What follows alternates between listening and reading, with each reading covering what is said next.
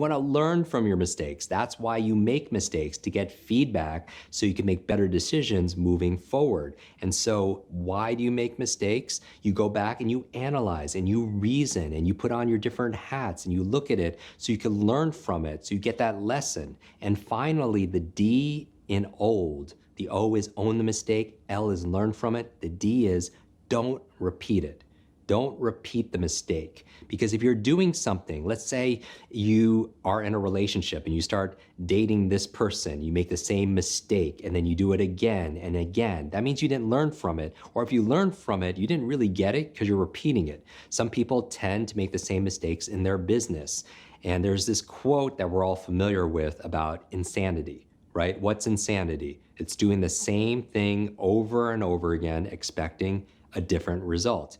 I don't think that's insanity. I think it's just bad learning, a bad memory, because you're not learning from the mistake and you're repeating that mistake.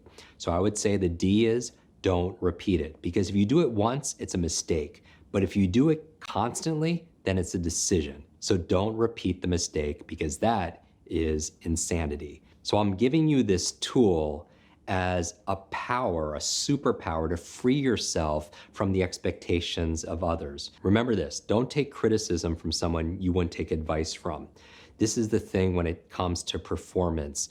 You can learn from people, right? You could get feedback, you could get advice from mentors, but remember, your life is your own and it's your responsibility. Now, this was a heavy lesson, but I wanted to introduce you this concept because I feel like a lot of our thinking is shrunk, or we shrink in our behavior because we don't want to fully express ourselves because of the fear of making mistakes, the fear of looking bad to other people. But remember that child, in order to learn to walk or to talk, they fall. And it's the strength of getting up that makes you strong to accomplish your next goal. It's not the point of falling. The people who fall the most and get up are stronger than people who never fell.